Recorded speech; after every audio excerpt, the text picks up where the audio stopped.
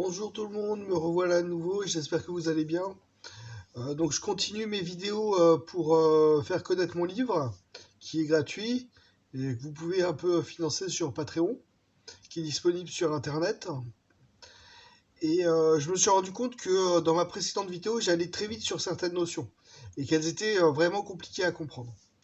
Donc je vais m'arrêter, m'approfondir sur la notion des deux premiers chapitres de mon livre. C'est celle que les entreprises qui se comportent mal quand ça rapporte et bien quand ça rapporte vont être les entreprises qui vont survivre le plus. Cette notion-là, elle est un peu dure à comprendre, donc je vais la détailler un peu plus et je vais donner des exemples.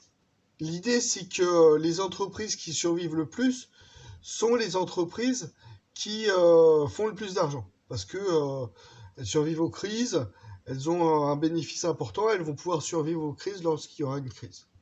Et puis petit à petit, elles vont pouvoir faire augmenter, tandis que les autres, elles vont baisser, et puis elles vont faire faillite.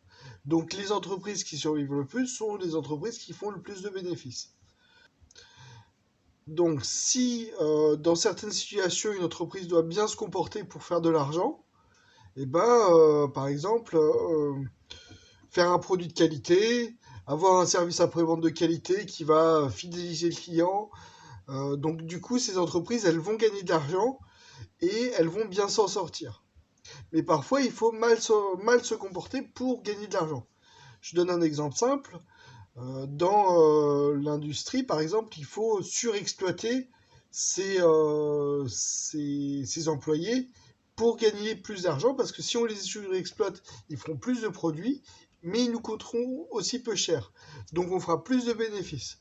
Donc dans ce cas-là, surexploiter ses employés est un mauvais comportement qui va rapporter de l'argent. Et donc, cette entreprise qui se comportera mal sur ce point-là, elle fera un peu plus de bénéfices. Comme les entreprises qui se comportent bien sur les points qui rapportent, donc par exemple faire un produit de qualité, vont gagner un peu plus d'argent petit à petit. Et donc, au final, les entreprises qui vont gagner le plus d'argent, c'est les entreprises qui vont bien se comporter quand ça rapporte et mal se comporter quand ça rapporte de mal se comporter. Et voilà, dans mon livre, je liste un peu, enfin dans le deuxième chapitre, je liste tous les points sur lesquels les entreprises, enfin de nombreux points, parce qu'il y en a sûrement beaucoup plus que ce que je pense, je liste tout un tas de points sur lesquels les entreprises peuvent mal se comporter et sur lesquels ça va rapporter. Par exemple, ça peut être négocier durement un contrat avec une entreprise alliée ou ennemie, quoi. Et du coup, entuber l'entreprise ennemie.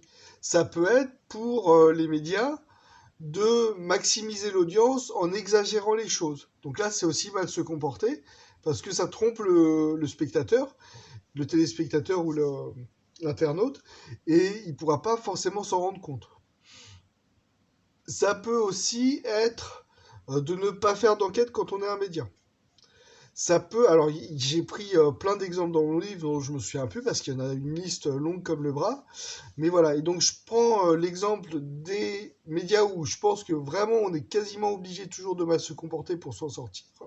Sinon, on fait vraiment moins d'audience et on paye plus cher les enquêtes et donc du coup on survivra pas. Et je pense aussi aux labos pharmaceutiques qui, comme ils ont des coûts de recherche importantes, s'ils vendent pas leurs produits, alors ils feront un déficit important. Donc ils sont obligés de vendre leurs produits, même si leur produit, leur médicament, il n'est pas si génial que ça. Et là, ils peuvent influencer sur les études, même si les études sont surveillées au niveau de l'Union européenne et je suppose aux États-Unis, ils peuvent quand même influencer l'étude pour maximiser l'impression qu'elle donne. Ils peuvent aussi maximiser auprès des visiteurs médicaux l'impression qu'ils donnent au médecin pour faire en sorte que le médecin il soit biaisé le plus possible pour donner le médicament le plus possible. Et on peut dire oui, mais alors dans ce cas-là, il y a des labos pharmaceutiques qui abuseraient, et puis ça se serait, et puis on n'achèterait plus leurs médicaments. Mais non, parce que quand on doit soigner un patient, on prend tous les médicaments qui sont disponibles. Et puis, il est connu que Pfizer apparemment avait abusé, avait eu des amendes colossales, Et puis c'est pas ce qui les a empêchés de revoir à nouveau des amendes colossales. Alors je peux pas être sûr qu'ils abusent sur ce point-là, donc je veux pas les accuser à tort. Mais c'est vrai que une entreprise de labo pharmaceutique qui abuse une fois, on peut pas trop se protéger du fait qu'il ait déjà abusé une fois. Et puis effectivement, il y a des abus quand même qui peuvent pas se faire. Mais voilà, c'est juste pour expliquer que une entreprise qui se comporte mal quand ça rapporte va avoir plus d'argent et va survivre plus après. Et donc les entreprises qui se comportent bien quand ça rapporte et qui se comportent mal quand ça rapporte vont faire beaucoup plus de bénéfices et c'est ces entreprises-là qui vont survivre le plus. Et on peut se dire aussi que les PDG, enfin les écoles de PDG ont petit à petit sélectionné leurs cours. Alors j'explique aussi comment dans le livre parce qu'il y a une histoire de sélection un peu compliquée, mais on pu sélectionner leurs cours pour apprendre ces stratagèmes-là au PDG, pour que le PDG mette en place dans les entreprises ces stratagèmes-là. Donc dans ce cas-là, il faudra aller chercher dans les écoles de PDG et voir si on apprend ces stratagèmes-là au PDG. Et effectivement, si on apprend ces stratagèmes-là au PDG, il faut interdire ces stratagèmes-là au PDG, enfin, il faut interdire d'apprendre à ces écoles de PDG d'apprendre ces choses-là au PDG, il faut le faire à l'échelle mondiale.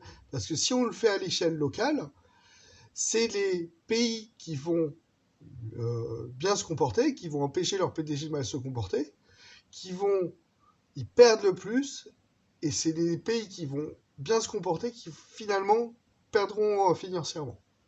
Donc c'est pour ça qu'on va être obligé quelque part de se coordonner à l'échelle mondiale si on veut que ce problème d'abus des entreprises, que je suppose être vrai, si on veut le faire disparaître. Je pense que c'est possible et je pense qu'il faut déjà une prise de conscience de ce problème-là, de ce problème d'abus des entreprises. Et pour une prise de conscience de ce problème-là, il faut montrer, il faut faire des enquêtes. Il faut aller chercher sur place qu'est-ce qui ne va pas. Voilà, donc ça c'est le phénomène que j'explique rapidement dans la première vidéo et là sur lequel je m'apesante un peu plus et j'espère que c'est plus clair pour vous. Il y a aussi une autre chose qui est importante à comprendre que j'explique dans le chapitre, dans le deuxième chapitre de mon livre, c'est la chose suivante, c'est que pour qu'une entreprise gagne un peu plus d'argent que les autres et qu'elle survive, il faut que quelque part les clients soient contraints, enfin aillent plus volontairement ou involontairement ou soient contraints à aller acheter à cette entreprise. Que ce soit en quelque sorte, suivant ma définition, un monopole. On pourrait appeler ça un monopole bourdonien si on donne le nom, mais simplement que les clients aillent un peu plus vers l'achat des produits des entreprises, qu'ils y soient contraints ou pas. Et ainsi, les entreprises auront un peu plus de clients. Et si jamais elles veulent augmenter leur prix et faire un prix supérieur au prix de production, elles pourront le faire. Mais c'est pas possible si les clients n'y viennent pas. Et je donne un exemple assez simple de ce genre de monopole. Donc pour illustrer cette idée de monopole, je prends l'exemple d'un restaurant qui est dans une rue passante et de plusieurs autres restaurants qui sont dans des rues aux alentours qui ne sont pas passantes. Alors le restaurant qui est dans une rue passante, bah, ce qu'il aura, forcément, c'est qu'il aura plus de clients. Et comme il aura plus de clients, il pourra augmenter ses prix au-dessus du coût de fabrication de son repas, donc ce qui inclut le coût de l'employé, le coût de la bouffe, le coût du logement du local. Et donc il pourra faire des prix assez élevés parce qu'il est dans une rue passante. Mais le restaurant qui n'est pas dans une rue passante, il aura les mêmes coûts de fabrication, sauf éventuellement la location du logement, mais enfin, ça revient au même, c'est que le monopole, il revient au locataire, mais bon, je ne vais pas rentrer dans le détail. Mais le restaurant qui est aux alentours, il aura le même coût de production de sa nourriture, mais il vendra moins cher. Et du coup, eh ben, il ne fera pas de bénéfices. Tandis que le restaurant qui est dans une rue passante, il fera des bénéfices. Et du coup, rien que ça, c'est déjà un monopole suivant ma définition du monopole. Et c'est comme ça, c'est en ayant ces formes de monopole qu'on peut faire des bénéfices. Et ça, c'est vraiment embêtant, c'est parce que les entreprises qui se comportent mal en faisant des monopoles, c'est elles qui vont faire des bénéfices. C'est pas les entreprises qui innovent, enfin pas toujours. Mais généralement, c'est plus les entreprises qui trouvent un moyen de bidouiller le truc pour faire qu'il y ait un peu plus de clients, pour faire un monopole qui vont y gagner le plus. Et c'est ces entreprises-là qui vont pouvoir aller financer la création d'autres entreprises. Voilà, donc c'est pas forcément bon comme manière de faire. Alors un autre moyen de faire des bénéfices, en dehors d'être un monopole, c'est de contracter ses coûts de production le plus possible, en particulier de surexploiter ses employés. Mais dans ce cas-là, bah, c'est aussi mal se comporter. Et donc c'est aussi les entreprises qui se comportent mal qui vont y gagner le plus. Mais pour dire on peut lutter contre la surexploitation des employés, il suffit, alors je l'explique dans le livre à un moment, il suffit de dire aux médecins qui voient leurs patients et qui sont des employés, de faire en sorte que le burn-out, dès le moindre niveau de burn-out, le niveau de burn-out le plus faible, on met en arrêt le patient, en arrêt maladie.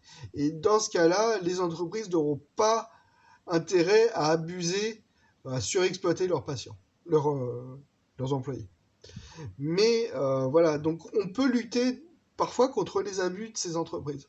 Mais c'est pas toujours le cas, quoi. Enfin, du moins, je propose des idées et j'essaye de trouver des solutions pour lutter contre ces abus.